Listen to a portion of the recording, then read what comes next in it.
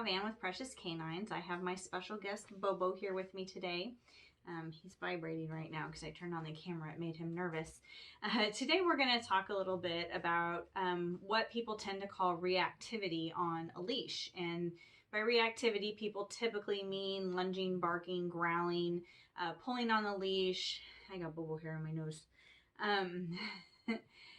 And just basic bad behavior whenever they're on a leash. You know, maybe they walk on good on a leash until they see something like a dog or a car or a person.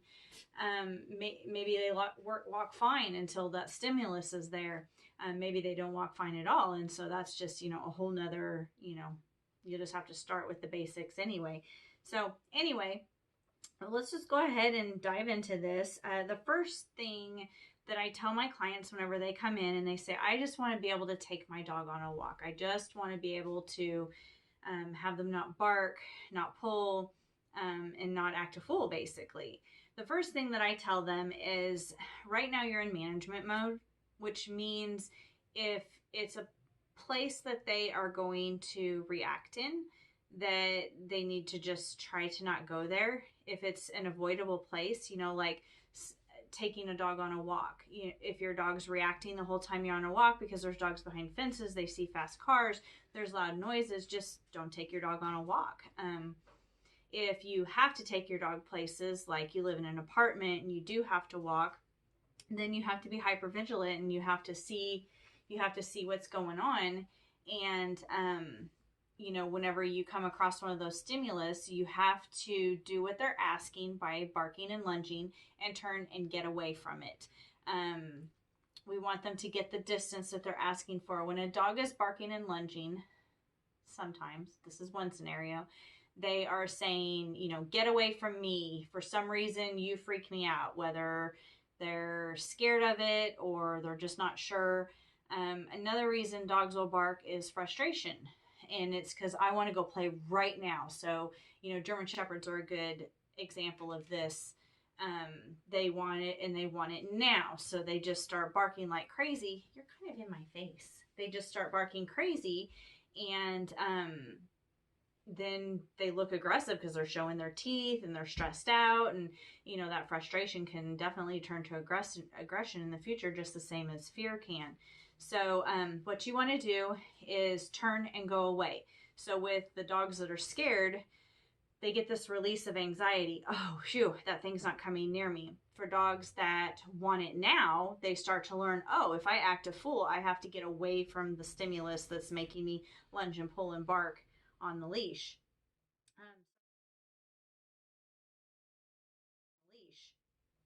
So at first, you know, make sure that your management, and you know, you're just managing, you're walking them on the proper equipment. We've got gentle leaders, which is a lot of times what I recommend for the dogs that are lunging really hard. Harnesses, if that's appropriate for your dog.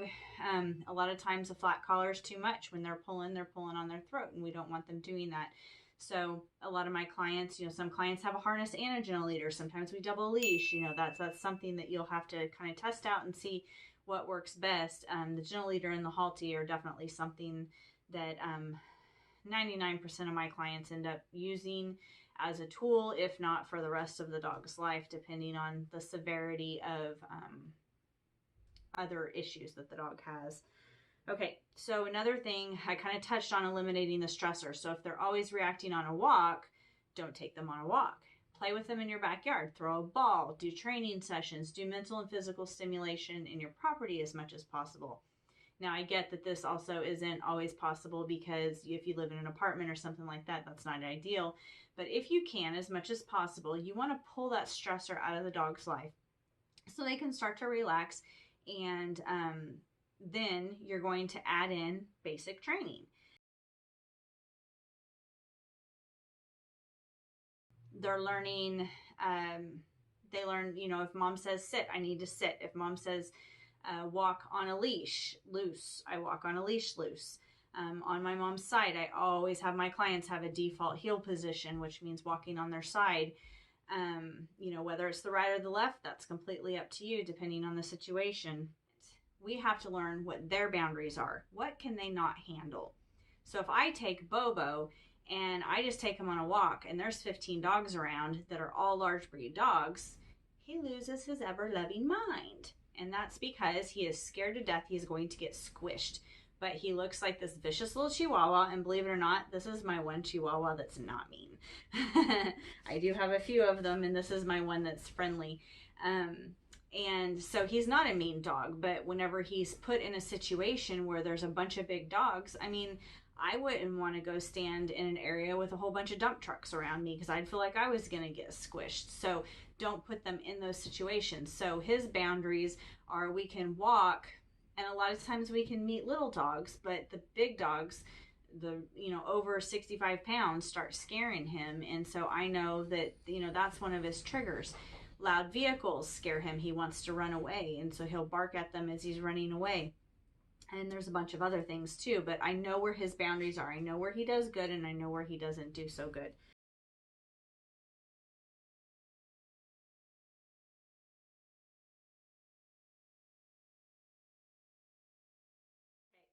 So after as you're teaching the obedience to get them to pay attention and to, do what you want them to do, and you'll be doing that in low distraction areas like your kitchen, your living room, and slowly taking it backyard, front yard, that type thing.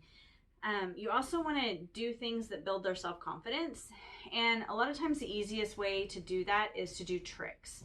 I have, a bunch of equipment here at the facility, which is great, but a lot of times you guys don't have that. And if you're out on a walk after you've done the training and stuff, you don't have, things for them to stand completely up on. You don't have things for them to go target, things like that. So what I typically say is teach tricks. And some of the tricks that you could teach are sit down. And sitting down, by the way, are tricks. That is not a natural dog behavior. So when a dog is stressed out, I never force it to sit. So let me say that again. When a dog is stressed out, I never force it to sit.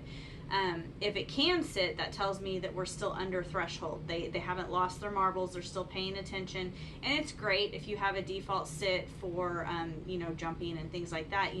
If they're sitting, they're not lunging forward. That's great. But sometimes that increases the anxiety. So think of sit as a trick. If they will sit, we're comfortable in this area. If they won't sit, but normally they will, they're not being defiant.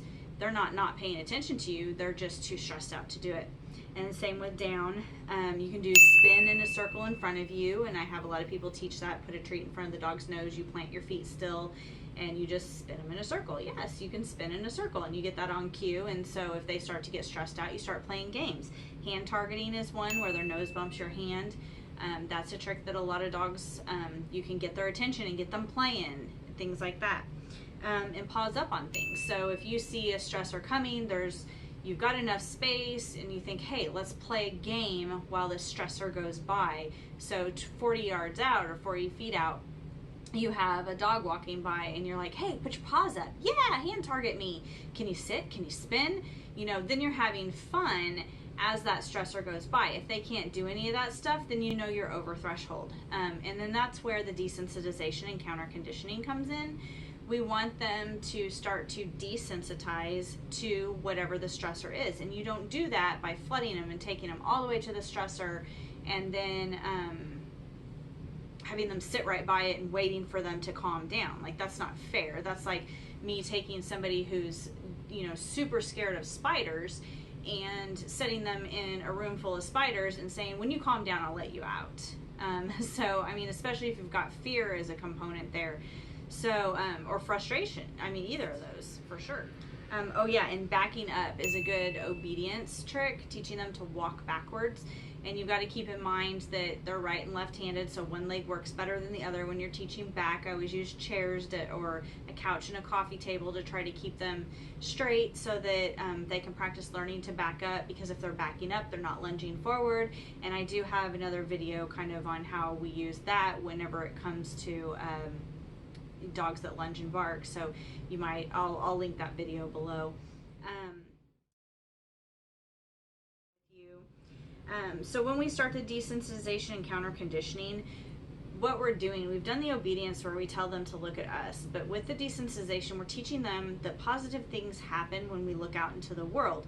And so that means you might get treats after you see the stressor. You don't want treats to be like, oh God, she's giving me treats, that means a dog's coming. We want it to be, I see the dog, I'm getting treats. If they can't eat the treats, then we know that there's either an underlying anxiety issue or we're just too far, too close to where we need to be, and so we need to back up.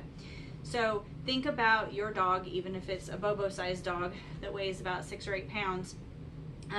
Think about your dog being the size of a lion. You know, we've got hundreds of pounds on an animal, and we don't want to force it to go somewhere because that's not possible. So I'm going to take my 1,000-pound Bobo and I'm going to find a distance that he's comfortable at it and slowly work towards. And then if he gets stressed out, before he gets stressed out, I'm going to go back and retreat. So you use kind of the approach and retreat with desensitization. And make sure what you're doing is rewarding. You know, we think some dogs, you know, very much want to get up to the other dog when really it's more rewarding for them to get space. So you've got to kind of judge on and make sure that your reward is appropriate for that dog. So now at this point, we have taught basic obedience. We've slowly raised the distractions up to, you know, the front yard or something like that. And then we have taught some tricks to make fun time, and we found treats that they really like.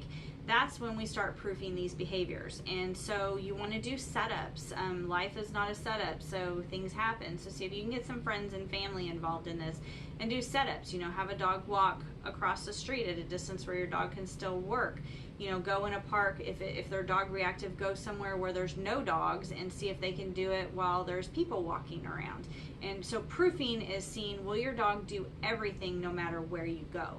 And you want them to do, you know, have a pretty high tolerance to distractions, especially when you're pairing it eventually with the desensitization. You know, you've got them desensitized to the items, at least to a certain extent. Some dogs don't desensitize completely, and that's fine with me. You know, you can't fix every human, so we can't fix every dog. Let's see. So the big thing when you're doing this type of training, okay. The big thing when you're doing this type of training is you want to keep them under threshold. Every time your dog gets to practice lunging and barking, it gets better at it. So we want to make sure that we keep them down to where they're not practicing that. They're practicing standing there and looking and getting treats, or seeing something and doing a trick. They're practicing loose leash walking the proper way in the living room, in the hallway, in the backyard, in the front yard, and then eventually on the walk. You know, if they start pulling, you walk back to the area you started from. The more they practice it the right way, the better and the quicker the bad way is just going to kind of dissipate. So what we do is we teach them with the counter conditioning how to respond to something differently, do something different whenever you see it. So, you know, instead of Bobo freaking out and barking at the big dogs, I like for him to go stand behind me and kind of let me know he's uncomfortable with the situation, and then I'll get him space. And so you can teach them all kinds of stuff like that. You know, once you start the training, and especially if you're working with a really good trainer that understands this stuff and knows how to do it in a step-by-step process and won't rush you through it, you really start to bond with your dog, and you can really start to notice their body language, and that's something that I'm huge about. My private clients get a body language video where I talk about all the different ways that a dog talks, you know, and then we're constantly talking about how their dog is moving, their ears, their tails, their body, their stance, and things like that, so that they're able to not only recognize how their dog's acting, but they're also able to recognize how somebody else's dog is acting, so they know if it's okay, let's get back and work on this a little bit, or if it's a get out of dodge situation. So when you guys are practicing and you're working with a dog that is lunging and barking at things, if you're not sure if it's friendly or not, feel free to acclimate your dog to a muzzle. And again, I have 2 YouTube videos for that one, and I'll link those below. Acclimate your dog to a muzzle. You can put a gentle leader on under a muzzle. Put the muzzle on, a basket muzzle, not the little mesh muzzles. They can't breathe in those, right? But you'll do your muzzle with your gentle leader under it, maybe a harness, maybe 2 leashes, you know, kind of figure that out. If you take their teeth out of it, that makes you feel better. And if you're not comfortable with it, you're probably over threshold for either you, your dog, or both. So you've got to keep yourself comfortable just the same as keeping your dog comfortable. So, okay, so to go down the list here, I'm going to put a list on the side and just kind of go over what I just talked about, so you guys can have a sheet, like a little list to write down, or take a screenshot if you want to, so you can practice. So the things that we just went over would be: 1, get space, because you're in management mode still and you haven't explained to the dog how to act yet through training. 2, eliminate your stressor. Don't take them in places where they can practice the wrong way. Take your time to teach them how to act the right way. 3, teach them basic obedience. 4, build their self-confidence through things like games and tricks. 5, desensitize and then counter condition them to the stimuli that causes them to react. 6, you want to proof your obedience and tricks once they're more comfortable with that stimuli at a distance. Remember, throughout this whole training, you want to keep your dog under threshold. If it's reacting, it's not learning. So this has been a quick little video on how you guys can try to start working with your dog at home on your own. You know, hopefully you guys can get a trainer. If not, you know, this is just the bare bones of what I do in a training session whenever we have a dog that is, quote, reactive, which means it's lunging and barking and growling, whether it's frustration or it's fear, doesn't matter. We train it the same. You know, you know, each training plan's a little bit different, but these are the bare bones. And I hope that it helps some of you guys that maybe don't have the time or the finances to get out and get a trainer. You know, pick 1 or 2 things and see if it doesn't help a little bit. The biggest thing is if your dog doesn't have the personality to be somewhere, or if you're not comfortable taking them somewhere, find somebody who can help you, because just keeping them locked up makes it worse. Not building their self-confidence, not teaching them how to act right, it makes it worse. Now, does that mean I want you to force them to go into, you know, a dog event? No, absolutely not. But they've got to have some level of socialization, you know, as far as training and tricks, and, you know, can you sit on the front porch? And, you know, I mean, at some point they have to go to the veterinarian's office. So there's so many different ways you can socialize your dog. Don't force them into situations that they don't like. Be safe. Use a muzzle if you feel like it. Who cares what other people think about it? And, you know, above all, call a trainer that is qualified to handle this in a positive way. Throwing a muzzle and a pinch collar and a shock collar on, I'll tell you guys, you know, I've done all that. I've been training for a long time, and there's a reason I train the way that I do. I get better results for sure. So give us a call here at Precious Canines if you would like some extra help. Keep an eye out, because we are going to have some online programs coming out. I'm not going to tell you which ones yet, but they will be coming out in maybe late 2019. I think I'll be able to have some out this year, but because we're in the middle of writing them. But anyway, I hope I gave you guys some good information. Train your dog, have fun, and start to try to teach them how to act appropriate in life.